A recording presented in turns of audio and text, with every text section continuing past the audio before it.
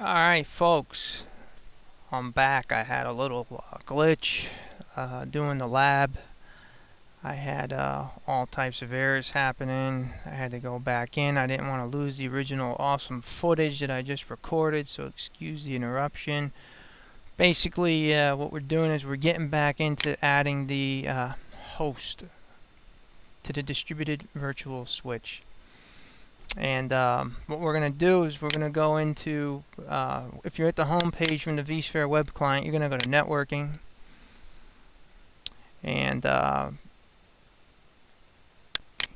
here's your distributed virtual switch. And waiting for that to load. I was just there. We're now going to make a new distributed port group. Excuse me for a second. Click the wrong item. We're going to go click the wrenching computer icon here, right? We're going to add a host. And the host we're going to add is 172.34.40. Looks familiar. That's the guy we wanted from the lab, right? This is the part that is critical. These pictures, sampled distributed switch, what we do is we take VM NICs, and what we're going to do is we're going to assign them to uplinks on the distributed virtual switch. What does that mean? My VM NIC zeros go to the DV uplink 1. VM NIC 1 goes to distributed virtual switch uplink 2. Those are the uplinks to the virtual switch, right? Show you that in just a second. Now I have to assign my VM NIC zeros. I have a standard. My standard is all my VM NIC zeros go to my DV uplink 1s. Okay? I could assign VM NIC 1 to DV uplink 2. Okay? Now the wizard is coming up. It says I have to move my VM kernel. Alright, so I gotta take this guy and I have to assign it to a port group which I already did assigned. Assign port group. Assign the selected VM kernel network adapter to the distributed port group on this switch. Critical part. I have to migrate this. Alright, what am I migrating it? I created management network on the distributed virtual switch. Okay? So that port group is going to migrate over as management network. Okay, so the source port group, vSwitch 0, original vSwitch. Let me bang back over here and show you what's happening. Let me log in. I just hopped on the vSphere client. And I'm going to connect up and show you what's happening here. In the yeah, we know he's being managed by the vCenter because he's there, right?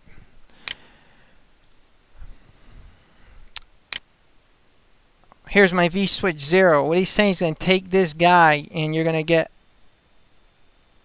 a vSphere distributed switch button here. I'm showing you this in the VIC because it's important for you to understand what's actually happening. The destination port group is management network, but that's going to be in the DVS. Though we get an analyze impact. Okay, we have no impact from doing this. Physical adapters is going to be 2. I'm going to add 1 host and reassign kernel adapter so we don't lose connectivity to this host. We have 2 NICs. This is going to jump up to 4. Right? So let's let that add.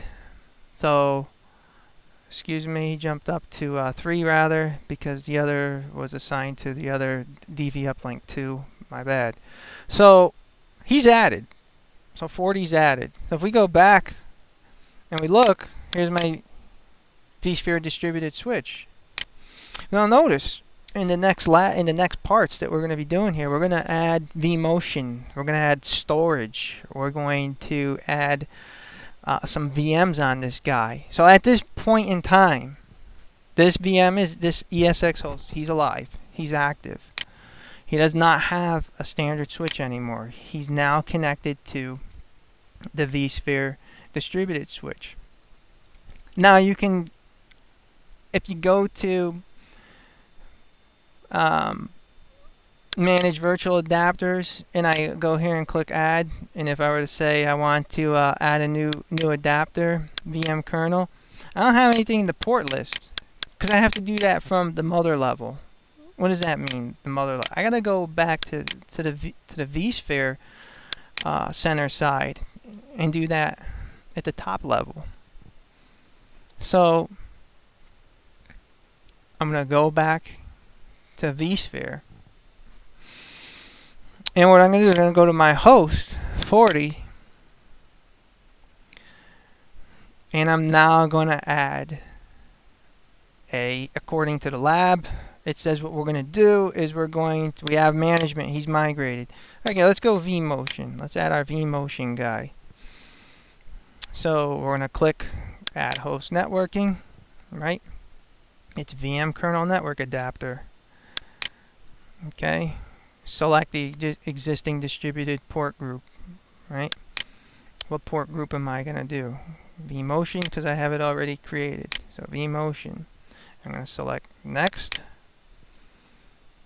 And it's already, the network label is already created. I can't touch that, but I am going to check vMotion traffic because that's the type of traffic it is. And I am assigning static, so it's 172.30.3.40 and 255.255.255, right? .0. Add that in. Bang. Here we get a little add virtual NIC to vMotion. Is it 0%? I always get nervous when I see those 0%. I hate waiting things out. But it added. Next thing we're going to do is we're going to add storage to this guy. And that's the IP I need to use to get to my storage network. So I'm going to go VM kernel network adapter. And I'm going to select my distributed port group. Now, this is an interesting part. I want to tell you about it. iSCSI path A or iSCSI path B. When you have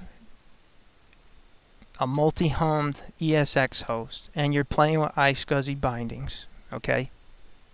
You can't have two NICs in the same VM kernel. You have to separate them. All right, I'm going to get into a different lab and show you that.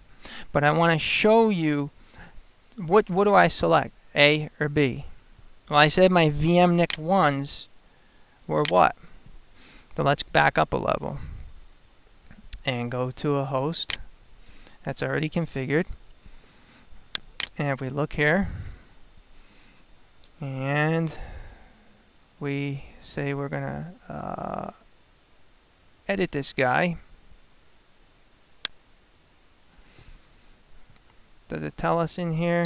Here we go. Active uplinks. DV uplink 2 goes to my iSCSI A. iSCSI B is DV uplink 1. I want to play with DV uplink 1 right now. So it's important to note that DV uplink is associated with iSCSI path B. Where does all that come from? That comes from when you're actually playing with your physical adapters. And if in this particular example, I'm going to go in and just say I'm going to select my DV switch. I just want to show you. Okay, DV uplink 1, VM NIC 0, DV uplink 2, VM NIC 1. Right? I'm going to bang back over to. I lost my bearing. I'm going to bang back to my network. I want to show you how the iSCSI paths pan out. So I want to edit A and show you that he's DV uplink 2 because of the way I set up my teaming. So I'm going to right click him, edit the settings. Alright. On the teaming and failover, and bang, look at that. DV uplink 2. If I go to iSCSI path B, what's he going to be? is going to be DV uplink 1. That's the link I need to use. iSCSI path B, DV uplink 1. Alright, so let's go back to our ESX host and add that storage adapter. Then we're going to go to 40. Okay, VM kernel. We're going to select an existing distributed port group, and I said I wanted to do B because that's the DV uplink that I'm using at the moment. And I'm going to leave all this alone. I'm not touching any of that, but I do need to give it an IP address: 192.168.30.44, right? Okay. Now add that guy in and click finish. So these are the physical adapters that are connected to the vSphere distributed switch. These are my VM kernel adapters. Here's my iSCSI B. Okay. So from the perspective of adding network storage, that task has been completed. What you need to do, here's my on my Windows Server 2012 box, which I'm firing up in my server manager. Gonna minimize that. Go back here. What you actually want to do is you want to get into the configuration setting, and not in the network side of things. Okay.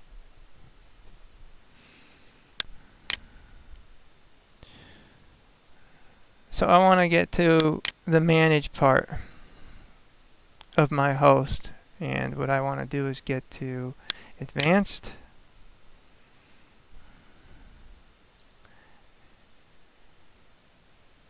storage rather,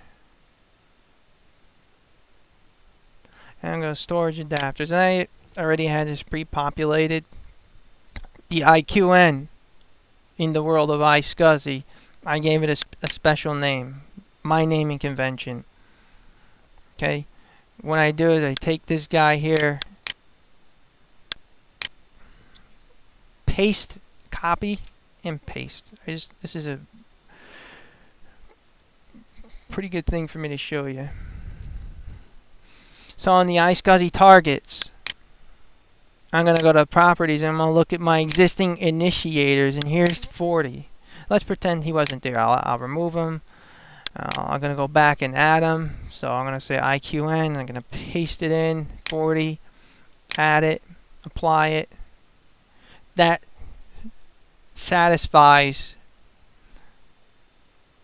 making the iSCSI target know who the incoming initiator is. Okay. From the perspective of VMware, we now need to go in and tell who is the initiator.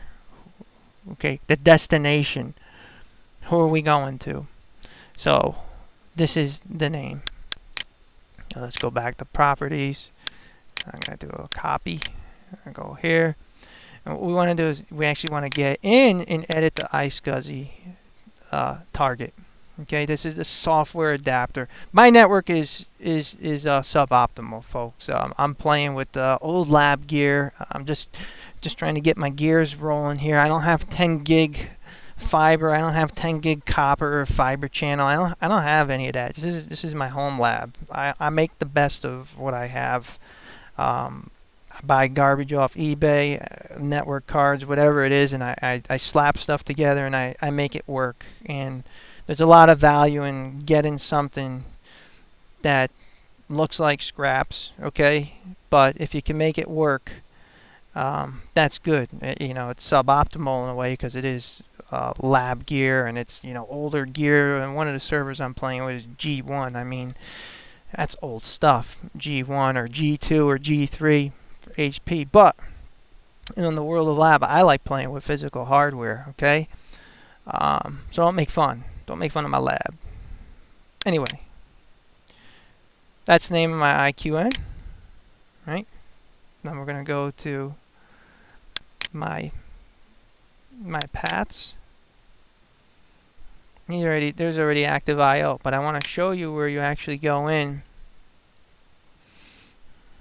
Hang on a second. That'll be my targets.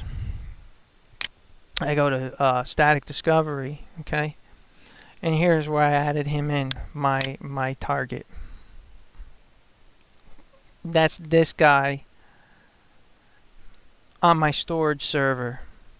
And if I look on my storage server, I'm going to see that 40 is initiated, but is he connected?